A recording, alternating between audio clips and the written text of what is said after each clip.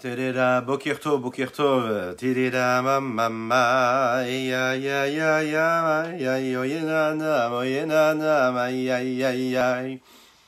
Et bienvenue à toutes et à tous, Boker Tov le Koulam. Installez-vous tranquillement, on va démarrer dans quelques instants. Terera, ba ba ba ba ba ba, Terera, aïe aïe aïe, Terera, aïe aïe aïe. Aïe aïe aïe aïe, mama, moyenana, moyenana, aïe aïe aïe aïe, tereda, aïe aïe aïe, tereda, aïe aïe aïe aïe aïe, aïe aïe aïe aïe aïe aïe, tereda, aïe aïe aïe, tereda, ba ba ba ba ba, moyenana, moyenana, aïe aïe aïe, tereda, aïe aïe aïe. Terida, aïe aïe aïe aïe aïe, da da da da, aïe aïe aïe. Terida, ma ma ma, da da da, ba ba ba ba ba, mayenana, mayenana. Boker Tov, bonjour à toutes et à tous. On va démarrer dans quelques instants. Terida, ma ma, da da da, aïe aïe aïe, da da da, aïe aïe aïe aïe aïe. Aïe aïe aïe aïe aïe aïe aïe aïe da da aïe aïe aïe aïe aïe aïe aïe aïe da da aïe aïe aïe aïe aïe aïe da da da da aïe aïe aïe. Boker Tov Laurent, bienvenue à toi. Boker Tov, bonjour à toutes et à tous. Tidida aïe aïe da da da aïe aïe da da da aïe aïe aïe aïe moyenana. Boker Tov à ceux qui nous rejoignent. N'hésitez pas à partager, à commenter, à liker. Chazak pour votre présence.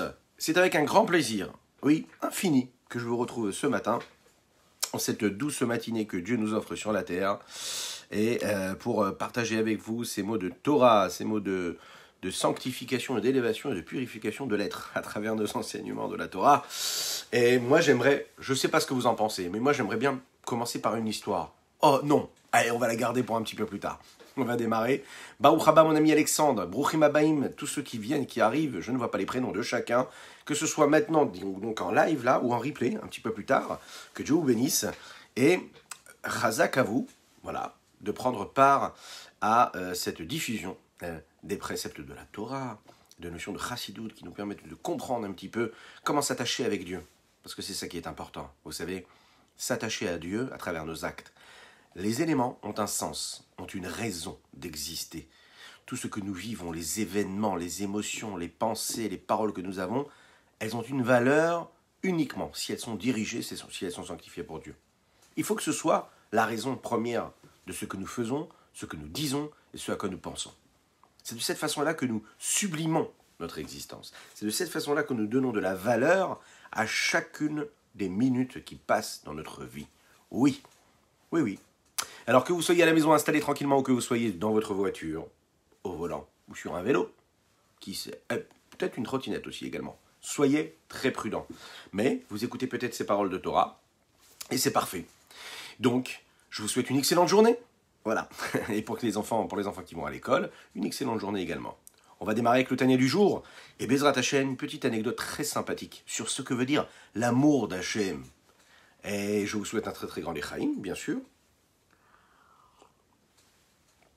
Mais également, Leilou Nishmat, Mordechai ben Eliyahu, ainsi que pour la Refoua Shelema 2, Tinok ben Yoshev Ariela, la Refoua Shelema 2, David Eli ben Michal, et Refoua Shelema 2, tous les malades du Ham Israël. Voilà, ça viendra juste après. On démarre tout de suite. On va démarrer tout de suite avec notre ami Ishaï qui vient de nous rejoindre. Ishaï, c'est un plaisir de t'avoir. Boker Tov à toi, c'est un plaisir de t'avoir parmi nous ce matin. Que Dieu te bénisse. Vous êtes prêts? Allez, on y va, c'est parti. Aujourd'hui, nous sommes le jeudi et nous sommes le 3e jour du mois de Kiselev. Et donc celui qui se lève tôt ne sera pas en retard pour le cours de Tanya. En effet. Vine, ben makom acher ketav sheramach mitzvot asen be'er chasadim ve'shasa lo ta'ase be'egivurot ve'chulei. Bonjour Laurent. Alors vous vous souvenez, hier on a parlé des mitzvot. Alors, les mitzvot que nous pouvons accomplir en ayant une bonne pensée, c'est-à-dire une bonne kavana, et les mitzvot qu'on fait sans kavanot. Oui, parfois ça a une incidence, et parfois, même souvent je dirais. Il est écrit comme ça dans le texte que, en réalité, nous avons 613 mitzvot. 248 mitzvot positifs, 248 commandements positifs, et 365 commandements négatifs. Allez-y, comptez. 248 plus 365, nous arrivons à donc 613. Nous avons étudié il y a quelques jours ensemble qu'il y avait un chiffre aussi qui était très très important, kabbalistiquement parlant. C'est le chiffre 620. Pourquoi ? Nous avons donc les 7 mitzvot, ce qu'on appelle les 7 mitzvot des Rabbanan, des Chachamim, instaurés par les Chachamim, qu'on ajoute à ce chiffre de 613. Et qui nous amène au chiffre de 620. Et le chiffre de 620 est un chiffre qui est très important, qui est très particulier.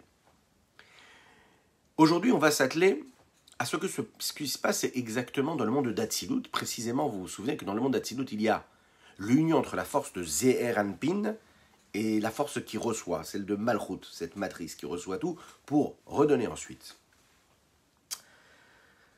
Il est écrit que les 248 membres, c'est-à-dire les 248 mitzvot positives, elles, comme son nom l'indique, elles sont positives. Donc, elles viennent du côté chesed, de la bonté, du partage, de l'influence, du don. Nous avons, face à cette bonté-là, nous avons la force de la Gevura, vers la gauche, la rigueur. Cela représente donc les 365 commandements négatifs qu'il y a dans la Torah. Mais de qui il s'agit ici ? Les membres de qui ? De quelle entité ? Il y a bien sûr différentes entités. Nous parlons donc ici de Zeher Anpin qui est dans le monde d'Atsilut. Donc chaque mitzvah positif, chaque commandement positif que nous accomplissons, eh bien, nous avons la possibilité, au moment où nous accomplissons cette mitzvah-là, de créer ce lien-là avec cette force de Zeher Anpin qui se trouve dans Atsilut. Et donc de devenir un réceptacle de réception pour cette bonté et pour attirer et faire descendre une certaine dimension de la divinité, de la présence divine ici-bas sur Terre. Quand on accomplit, c'est-à-dire qu'on respecte un commandement négatif, qui fait partie des 365 commandements négatifs, alors à ce moment-là, on va faire en sorte que cette énergie qui provient et qui se nourrit des 5 forces de la Gevura, c'est-à-dire la rigueur qu'il y a dans cette force-là de Zeher Anpin du monde d'Atsilut. Boker Tov, mon ami Moshe, et Boker Tov, bienvenue à tous ceux qui nous rejoignent. Et donc, excusez-moi, ces Gevurot-là, ces rigueurs-là, sont une question en réalité de concentration, de condensation, de compression et donc de limite. C'est la Gevura par définition. Et donc viennent de ce niveau-là, eh bien toutes les mitzvot qui sont des mitzvot négatives, des commandements négatifs. Pourquoi négatifs ? Parce qu'en fait, ces commandements négatifs-là vont stopper, quand ils ne sont pas accomplis comme il fallait, ils stoppent le flux de lumière qui descend. Ils créent un stop, un arrêt à l'influence de sainteté, mais positif. Vous allez me dire, mais qu'est-ce que ça veut dire ici ? Comme c'est des mitzvot qui sont négatives, alors quand on ne les respecte pas, c'est-à-dire que quand on enfreint Chas v'Shalom, ces commandements négatifs, ah oui, vous l'imaginez bien, on apporte l'inverse de la bonté, on apporte l'inverse de la sainteté. Maintenant, quand on fait attention à ne pas commettre ces erreurs-là, c'est-à-dire qu'on se garde d'enfreindre les 365 commandements négatifs, qu'est-ce qui se passe ?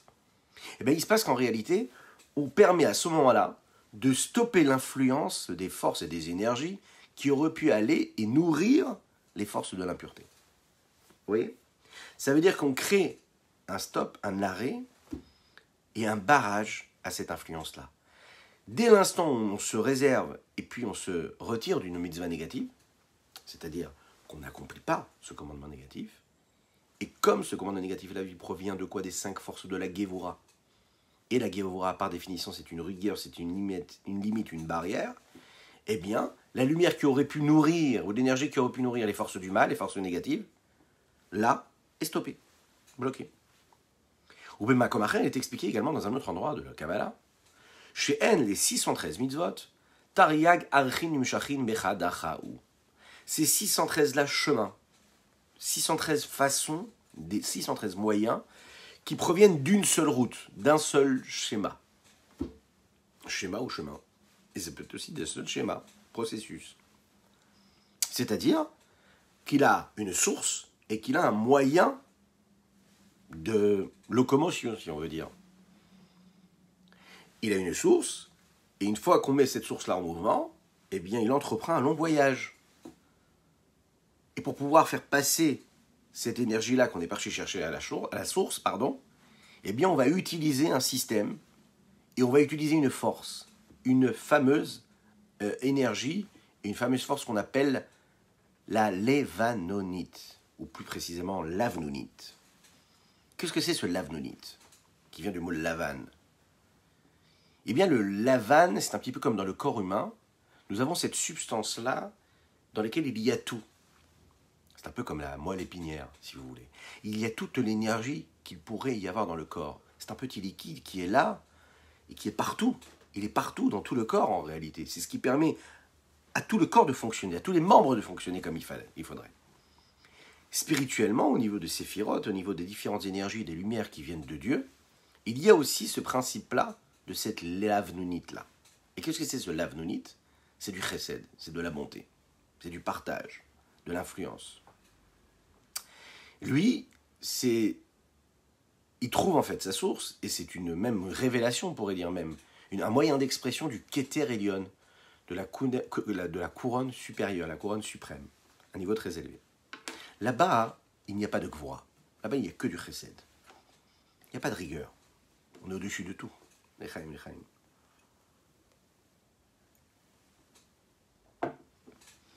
Comme le dit le Zohar, Letz malab hayatika. Il n'y a pas de gauche, il n'y a pas de côté gauche, il n'y a pas de côté rigueur dans la partie profonde du Keter.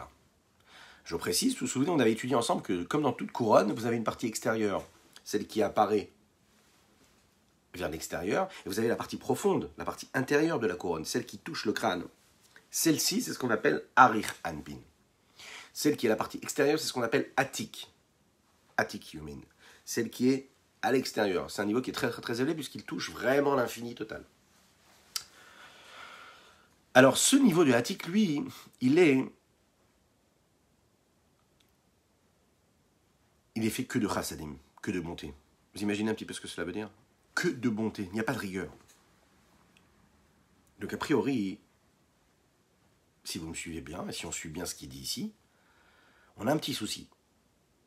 Parce que s'il y a uniquement des chassadim, oui, on a une contradiction qui se révèle à nous. Ici, il vient nous dire que les 248 mitzvot positives, 248 commandements positifs, sont là en réalité comme des réceptacles des 10 séphirotes qui se trouvent dans le monde, dans le niveau de Zeir Anpin. Et le Zohar nous a dit que les 248 mitzvot positives, elles sont représentées par quoi? Par les 5 forces du chesed, les 5 chassadim, 5 bontés. Et que les 365 sont représentés par les 5 forces de la rigueur qui se trouvent dans ce monde-là de Zeir Anpin, dans ce niveau de Zeir Anpin. Et dans un autre endroit du Zohar, on nous dit que les mitzvot, elles sont à un niveau de quoi? De l'avnonite, qui est en réalité cette petite substance-là, qui n'en est pas une grande, plus qu'une grande, puissante, essentielle, qui vient du Keter Elyon, de la couronne suprême, et dans laquelle il n'y aurait pas du tout de Gevura.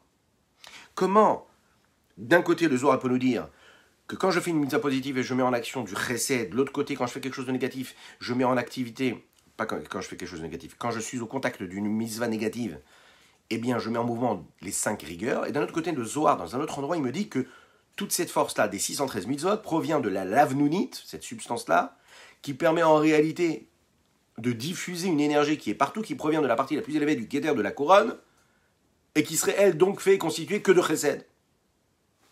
Alors, quoi? Il n'y a que du chesed, ou il y a aussi de la gvora? Achaïnian. Le Adam Razaken, Rabbi Shlomo Zalman de l'Iyadi, va nous donner la réponse. Vous êtes prêts? Accrochez-vous, j'espère que vous allez bien. Oui, Baruch Hashem. Mais vous pouvez dire Baruch Hashem. Oui, est-ce que vous allez bien? Baruch Hashem, écrivez-le, écrivez-le, écrivez-le, écrivez-le. Achaïnian, chez Kolam Mitzvot Letaken Rema, Chevar Zeir Anpin, Alidem Shachatorin Sobaruch, Bemochin Eklun, Bechasedim, Begvurot.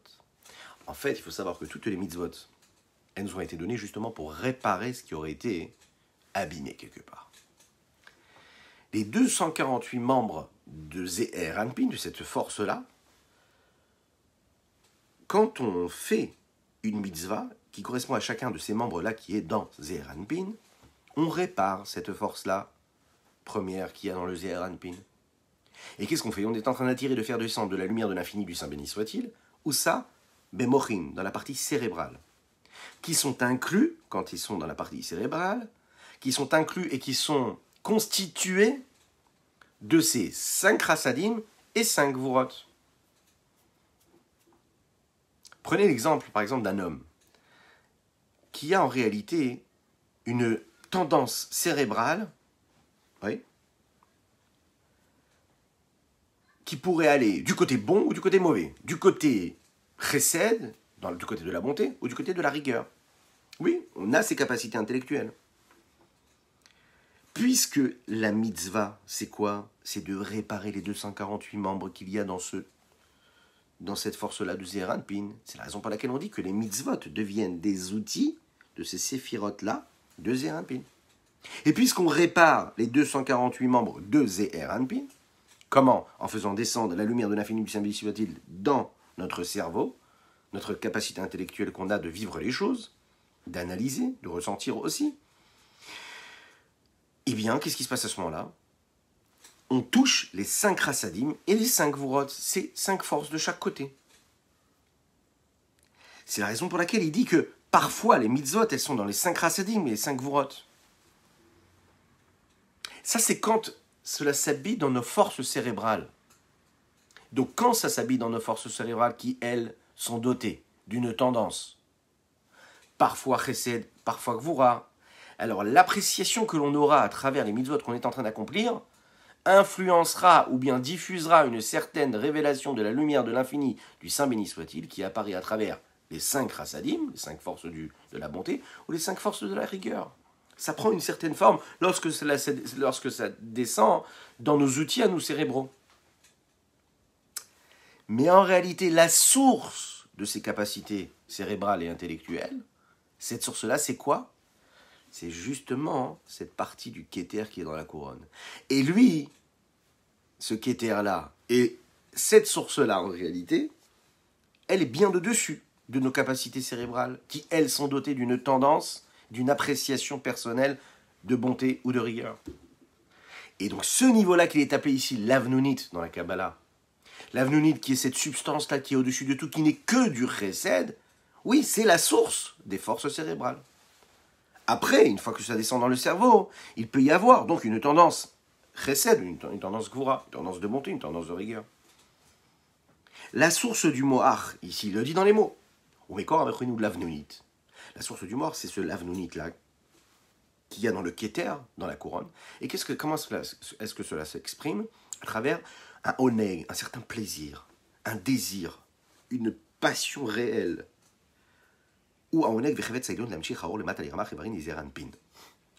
C'est ce désir et cette passion supérieure, suprême, que nous avons de faire descendre une lumière qui proviendrait du haut, du tout haut, tout infini, ici-bas, dans les 248 membres du monde. Quand je dis ici-bas, attention, on passe d'abord par Zeir Anpin, donc c'est déjà un monde qui est très très élevé, mais qui en réalité, ce Zeir Anpin, par rapport au Kéter, il est appelé bas. Imaginez bien que pour nous, Zeir Anpin, c'est encore une fois une idée. Ça reste abstrait, on a du mal à comprendre ce que cela veut dire. Mais par rapport à la couronne, la force de Zeir Anpin, c'est déjà un niveau qui est moins élevé. Très élevé pour nous, mais ce qui est appelé un niveau bas par rapport au Kéter. Donc le Zeir Anpin attire vers lui la source des lumières qui est ce désir, cette passion-là forte, cette fougue phénoménale de faire descendre la lumière divine. Et quand ça descend dans Zeir Anpin, ça va s'habiller et se traduire par les 5 chassadim ou les 5 gvurot. Ou mintraleket, et ensuite elle va se diffuser, se séparer. Il va y avoir donc une séparation, des fragments comme ça. Et tous ces fragments-là vont représenter chacun, en fonction de ce qu'il est, ces forces-là et cette lumière-là qui va se diffuser.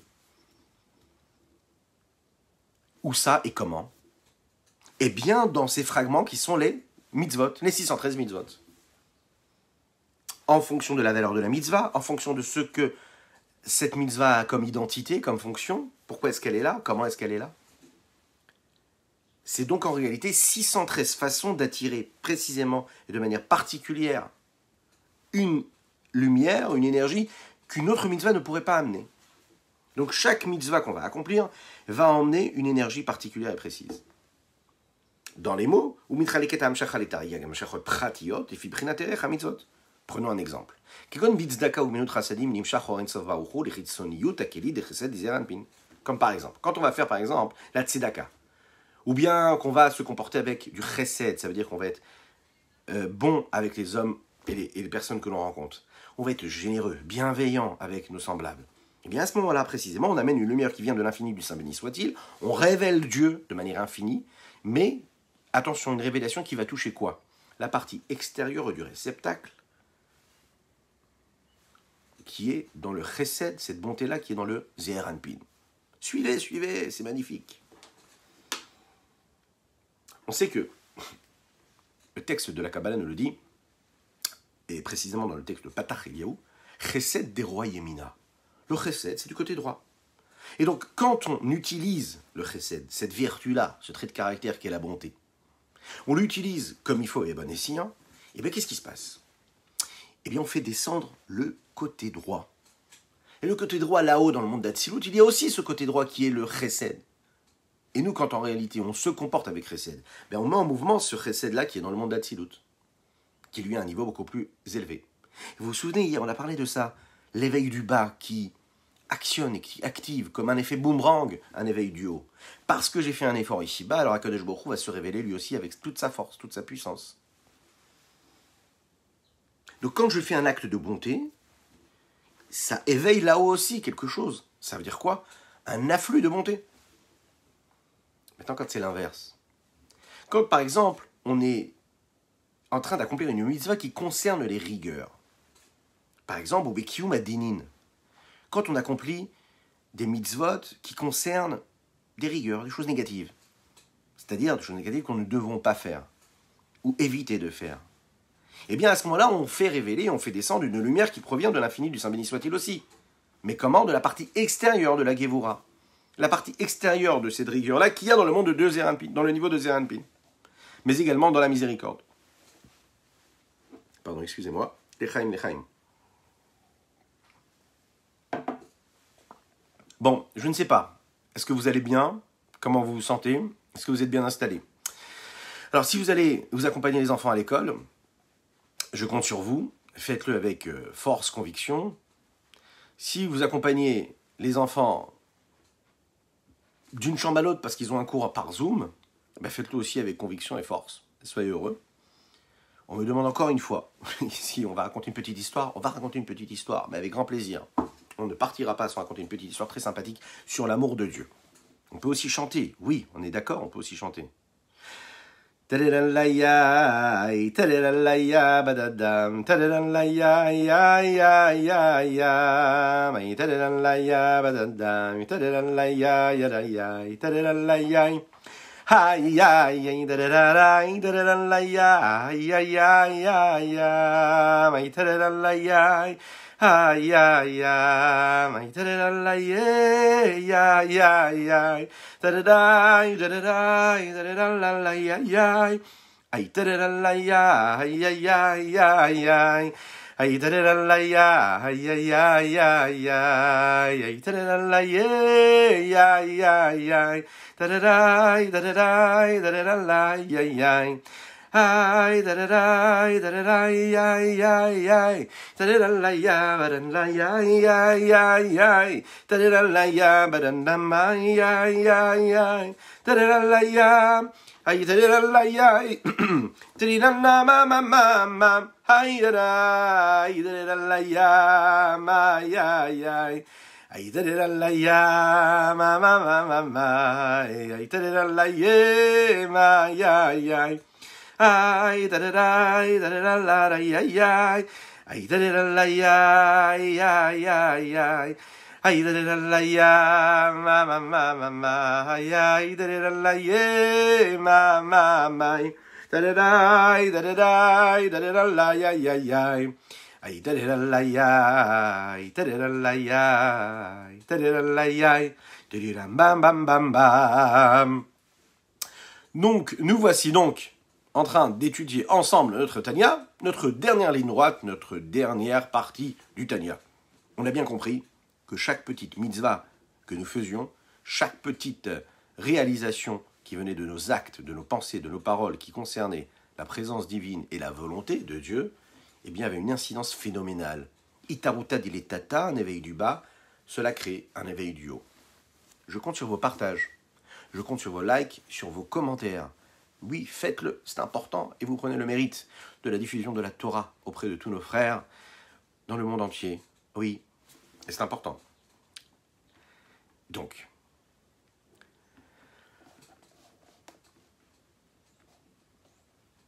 première chose, quand on fait une mitzvah qui concerne les mitzvot positives, on active le côté du chesed, le côté de la bonté.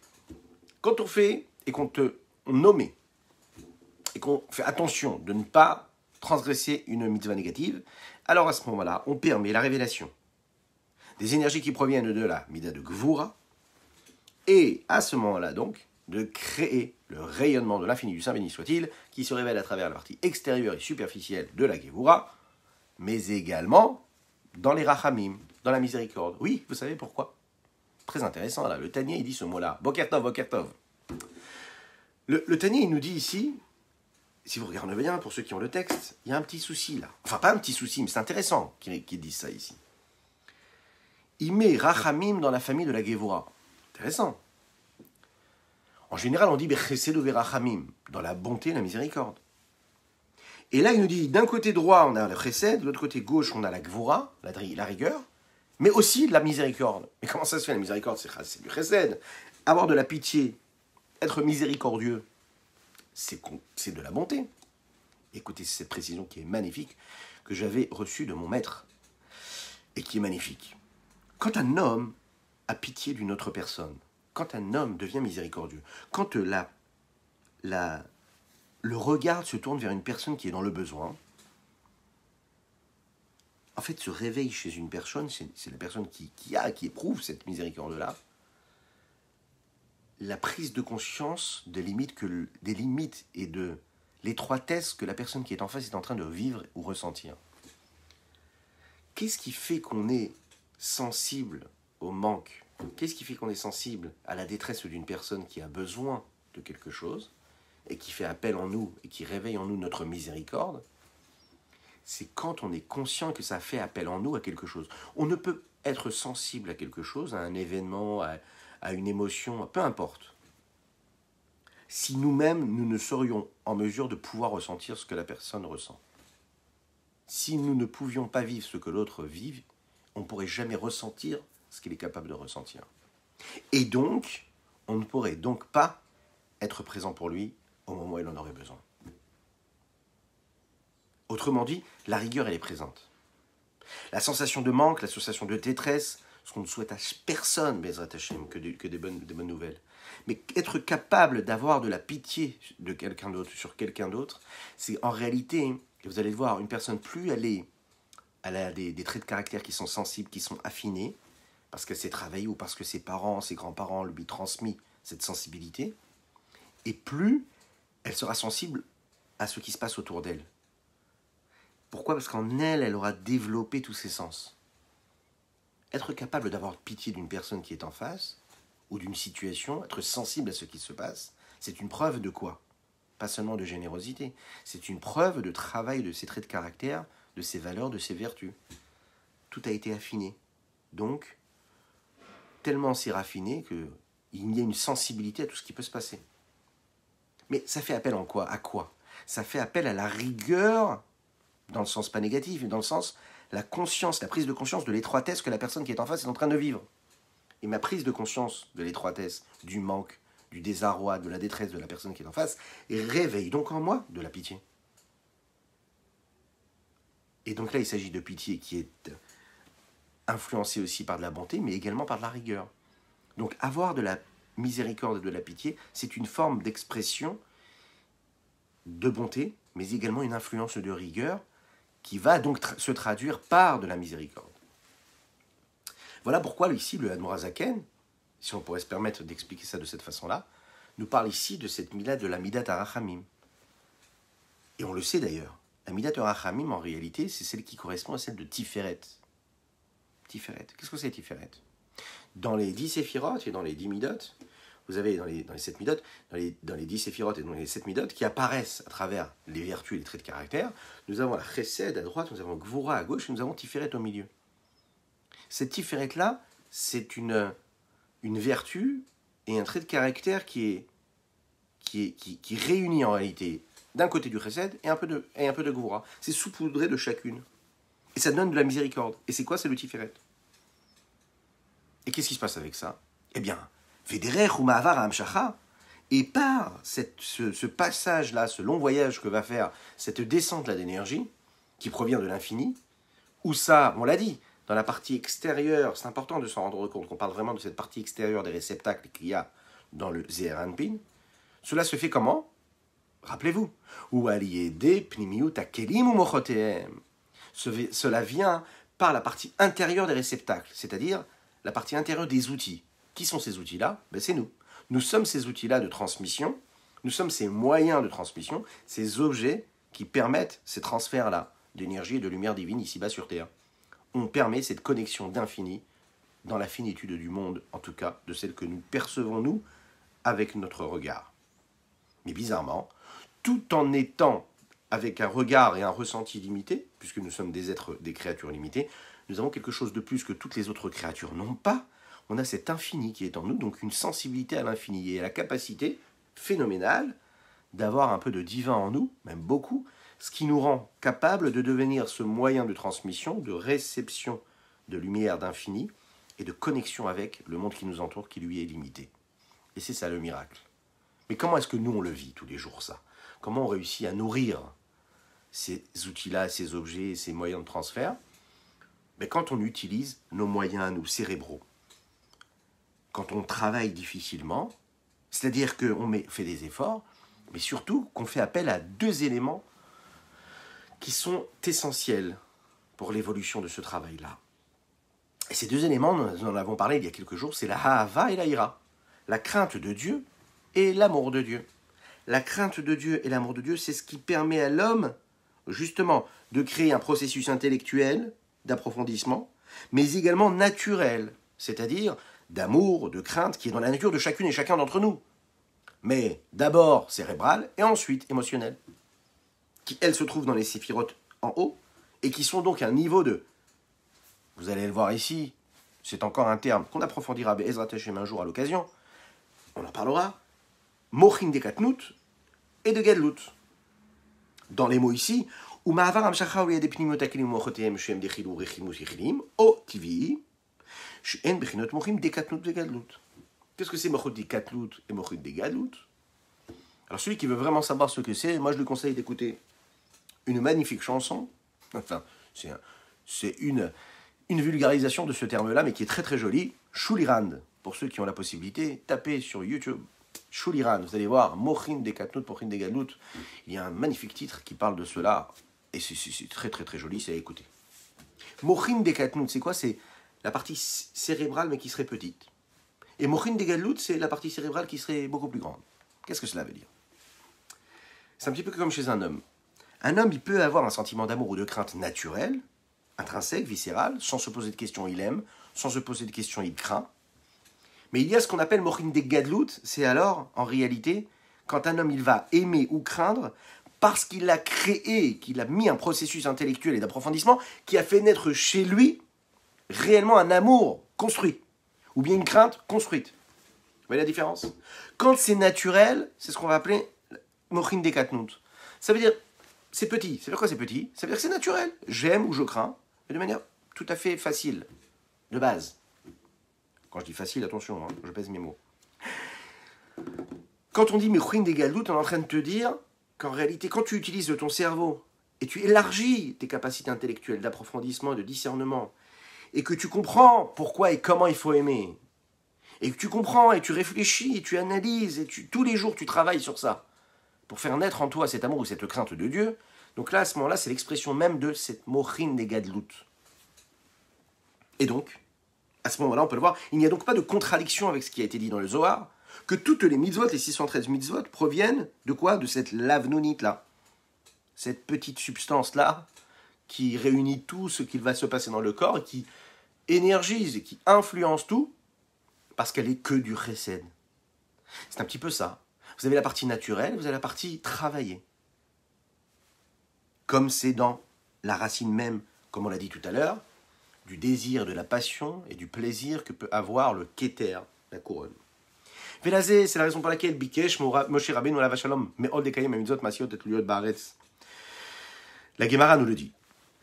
La Gemara Sota, page 14, nous le dit comme ça. Que Moshe Rabbeinu, en réalité, il a demandé à tout le peuple juif d'accomplir toutes les mitzvot qui dépendent de la terre. La Gemara nous dit que quand Moshe Rabbeinu voulait que les bénis Israël rentrent absolument en Eretz Israël, c'était qu'afin qu'ils puissent accomplir les mitzvot qui concernent Eretz Israël. On sait que dans ces 613 mitzvot, il y a énormément de mitzvot qui concernent la terre d'Israël. Une personne qui habite en dehors d'Eretz Israël n'a pas ces mitzvot, ne doit pas les accomplir. Alors comment on fait pour accomplir toutes les mitzvot puisque ces mitzvot-là ont été donnés par Dieu? Moshe Rabbeinu, quand il voulait que les bénis Israël habitent et rentrent en Eretz Israël, sa volonté c'était quoi? C'était qu'ils puissent accomplir les mitzvot. Donc il voulait qu'ils rentrent en Eretz Israël pour accomplir les mitzvot qui avaient été donnés, qui concernent Eretz Israël. Pourquoi? Et regardez, ça c'est magnifique. Il dit parce qu'en fait, en réalité, nous l'avons dit, chaque mitzvah, elle apporte une lumière. Et chaque lumière, elle a une source. Et chaque source, elle a une profondeur qui trouve sa source dans la partie la plus supérieure de cette couronne suprême de Dieu. Maintenant, ces mitzvot d'Eretz Israël, est-ce qu'elles ont une nature particulière? Est-ce qu'elles ont une ADN, une identité? Est-ce qu'elles ont une lumière plus que ce qu'il y aurait dans les autres mitzvot? Sûrement. Mechaim.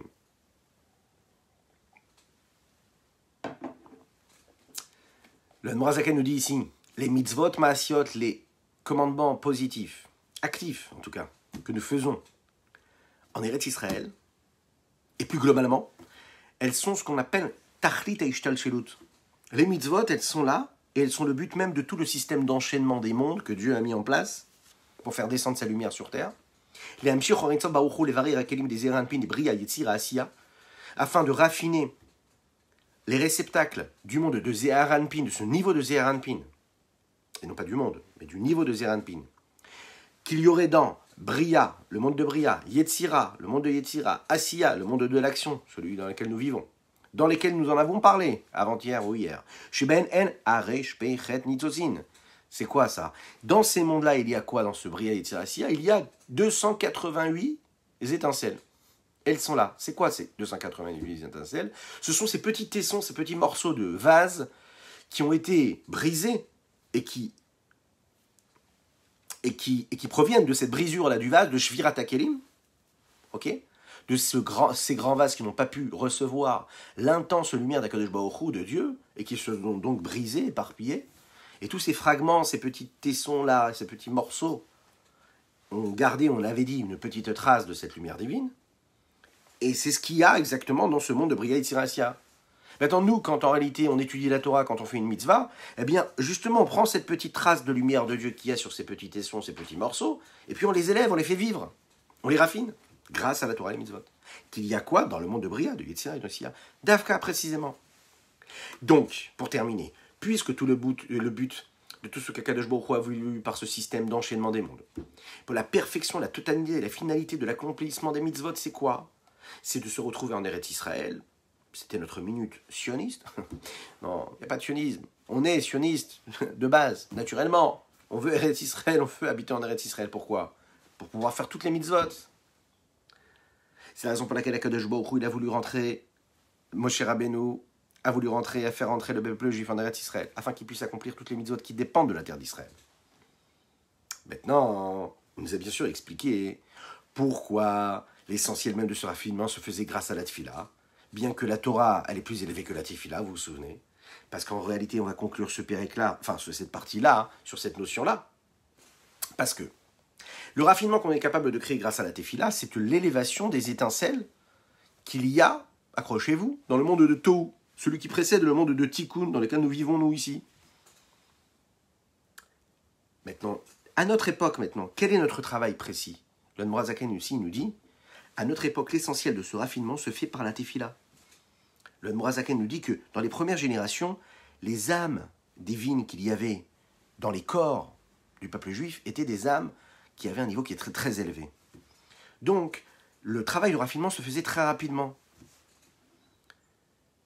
par exemple, il pouvait juste dire le schéma, ou dire les brachot, les bénédictions qui sont juste avant le schéma, ou bien juste dire un peu de la tefila, donc beaucoup moins long que ce que nous faisons aujourd'hui, et très rapidement, il faisait ce travail de raffinement. À notre époque, les niveaux de d'âme sont moins élevés, moins raffinés. Et donc notre travail, il est beaucoup plus important. C'est la raison pour laquelle on a besoin de travailler encore plus et d'investir beaucoup plus dans notre tefila. Parce que la tefila, c'est ce qui nous permet de nous connecter avec Akadosh Baruch Hu et de faire tout ce travail de descente de lumière. Ça, c'était le Tanya d'aujourd'hui. Mais ce qui m'amène sur une magnifique histoire du Baal Shem Tov, elle est très jolie. Très jolie. Une spéciale dédicace pour Moshe, qui voulait absolument une petite histoire. Elle est là, l'histoire. Rabbi Israël Baal Shem Tov, qui ne connaît pas, le fondateur de la Chassidut globale. Et il se posait la question, comment est-ce qu'on peut accomplir la volonté d'aimer Dieu? Nous l'avons dit aujourd'hui. On doit aimer Dieu de manière naturelle, mais on doit aussi essayer de faire grandir cet amour-là. Un jour, on a montré du ciel, on a fait voir du ciel au Baal Shem Tov, qu'il y avait un petit berger qui servait Dieu avec beaucoup de force, beaucoup de conviction, mais avec une passion véritable qui dépassait tout ce qu'il avait déjà vu. Alors lui, le Baal Shem Tov, il s'est dit, moi aussi, j'aimerais voir face à face ce berger-là. Et pour cela, il a demandé à cette vision-là, qui lui permettait de voir, de rencontrer cette personne-là. Le matin, il se lève, il donne l'ordre qu'on prépare sa calèche, les chevaux, et puis il va avec ses élèves, il monte sur cette calèche et il prend la route. Ils arrivent au pied d'une montagne. Et là, ils voient un berger. Ils se disent tout de suite, voilà, donc c'est le berger dont il était question dans cette vision-là que j'ai eue. Ce berger-là qui aime Dieu de manière très particulière. Et là, il regarde le berger, il voit le berger qui est en train de sonner avec une trompette. Et qu'est-ce qu'il fait avec cette petite trompette? Vous savez, il appelle son troupeau. De cette façon-là, il siffle, il appelle son troupeau. Et quand toutes les bêtes de son troupeau se sont rassemblées, il les prend toutes ensemble et il les apporte et les amène vers la source d'eau, afin qu'ils puissent boire et se désaltérer.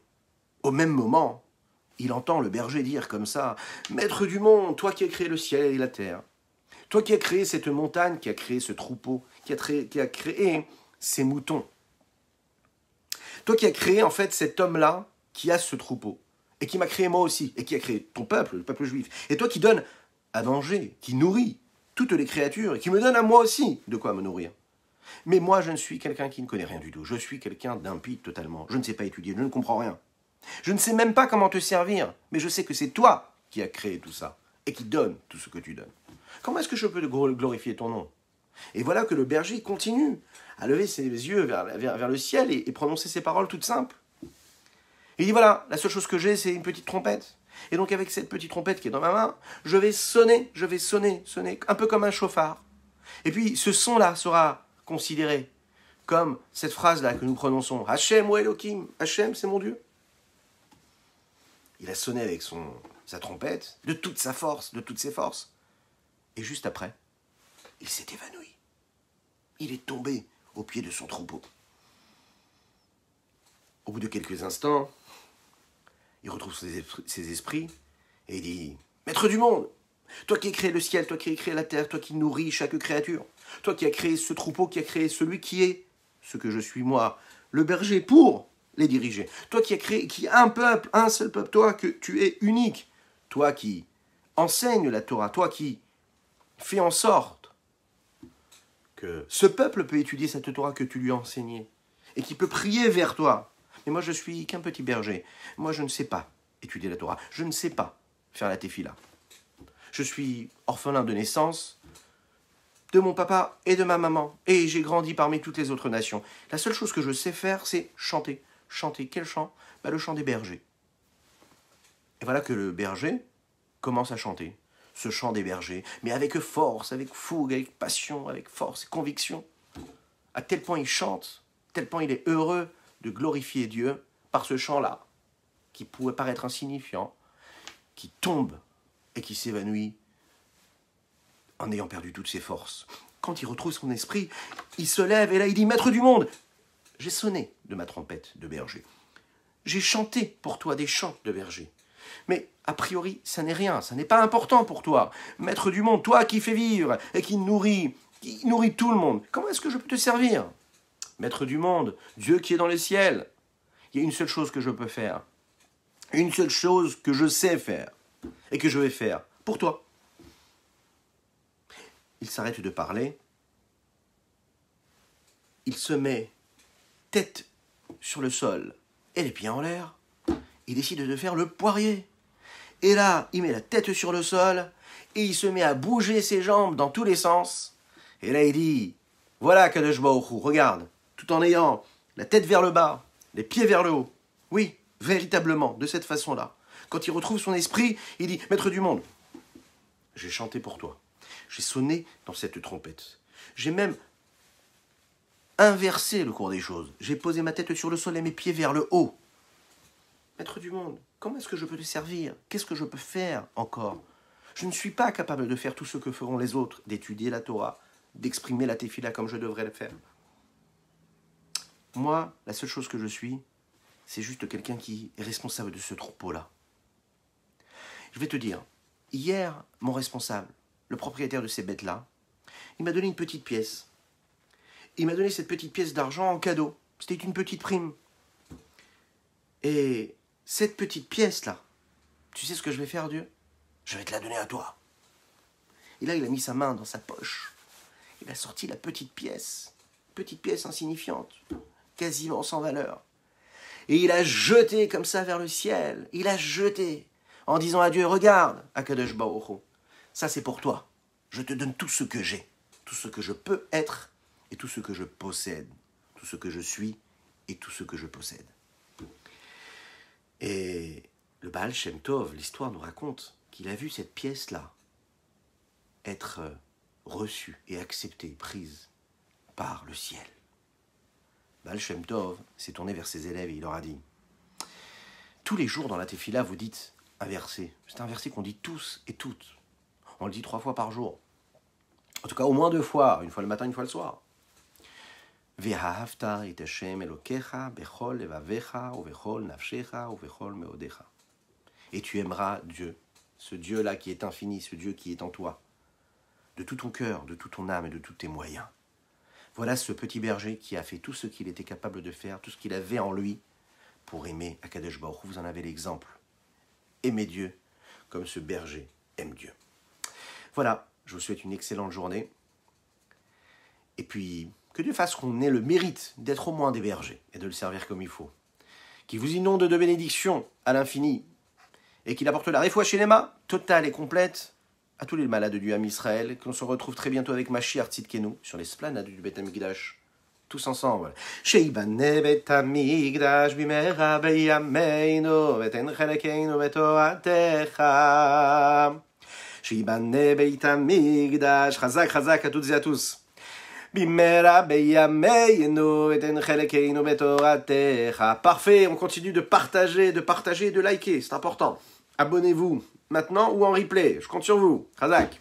Sheibane bet hamikdash bimera beyameinu veten chelekeinu betoratecha. Sheibane bet hamikdash bimera beyameinu veten chelekeinu betoratecha. Sheibane bet hamikdash bimera beyameinu veten chelekeinu betoratecha. B'nei bet hamikdash, b'merabei yameinu v'ten chelkeinu b'toratecha. Ay ay sheibane bet hamikdash, b'merabei yameinu v'ten chelkeinu b'toratecha.